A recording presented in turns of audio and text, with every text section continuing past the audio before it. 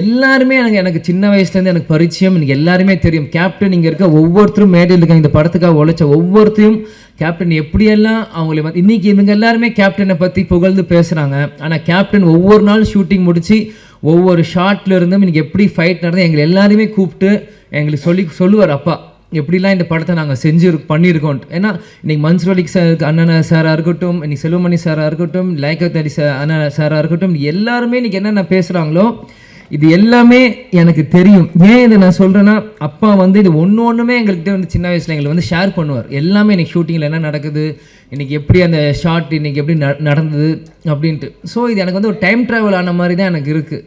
இன்றைக்கி ஒரு 30 வயசு மேலே எனக்கு வந்து நான் பேசுகிறப்போ, அன்றைக்கி நான் குழந்தையாக இருந்தப்போ எனக்கு என்னெல்லாம் இந்த படத்துக்கு பண்ணாங்களோ எல்லாமே எனக்கு வந்து டைம் ட்ராவல் இருக்கிற மாதிரி இன்றைக்கி இருக்குது. அன்றைக்கி இருந்த இளைஞர்கள் இன்றைக்கி ஜாம்பவானுங்களாக இருக்காங்க. இந்த பொறுப்பு இன்றைக்கி இருக்க இளைஞர்களுக்கு நம்ம வந்து இந்த படத்தை நம்ம தூக்கி கொண்டாடணும். இது நம்மளோட பொறுப்பு. ஏன்னா இப்படி இருக்கும்போது தான் இந்த மாதிரி பல படைப்புகள் இன்றைக்கி இருக்க யங்ஸ்டர்ஸ் பார்க்க முடியாத படங்கள் இன்றைக்கி திரும்பி வரும்.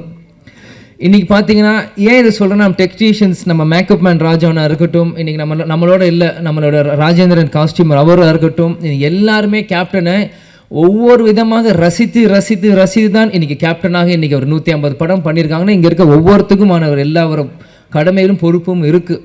இன்றைக்கி நீங்கள் பார்த்தீங்கன்னா இன்றைக்கி ரம்யா கிருஷ்ணன் மேடமாக இருக்கட்டும், இன்றைக்கி அந்த ஆட்டமாக தேரோட்டம் இன்றைக்கும் அவங்க நடந்து வரும்போது நாங்கள் பார்த்தேன், எனக்கு அவங்க நடந்து வரும்போதே எனக்கு அந்த பாட்டு மைண்டில் எனக்கு அடிக்க ஆரம்பிச்சிருச்சு. அந்த இளையராஜா சார் மியூசிக் அப்படின்னு அவங்க நடந்து வர மாதிரியே தான் எனக்கு அது இருந்தது. இன்றைக்கி சரத் சார் இன்றைக்கி வந்து சுப்ரீம் ஸ்டாராக இருக்கும்போது, இந்த படத்தில் இருக்கும்போது நான் அப்படியே அன்றைக்கி கனெக்ட் பண்ணுறேன். அன்றைக்கி எவ்வளோ இளமையாக ஒரு மிஸ்டர் மெட்ராஸ் அப்படின்னு டைட்டில் எடுத்து அந்த படத்தை ஆரம்பிச்சிருக்கும் போது சரத் சார் இந்த படத்துக்கு எவ்வளோலாம் கஷ்டப்பட்டுருப்பார். செல்வமணி சார் சொன்ன கழுத்தில் உடஞ்சிருந்து இது ப்ராப்ளம் இருந்தது. இந்த மாதிரி பல விஷயங்கள் இவங்க பண்ணியிருக்காங்க. அதே மாதிரி மன்சூர் அலிகான் அண்ணா வந்து அவர் வந்து நான் சின்ன வயசுலேருந்து அவரோட நான் எந்த ஷூட்டிங் போனாலும் என்னை தூக்கி வச்சு விளையாடுவார், கொண்டு வர. கேப்டன் ஷூட்டிங் முடிச்சோடனே சண்டை போடுவார். அவருக்கு தெரிஞ்ச விளையாட்டு எல்லாமே ஃபைட்டு தான்.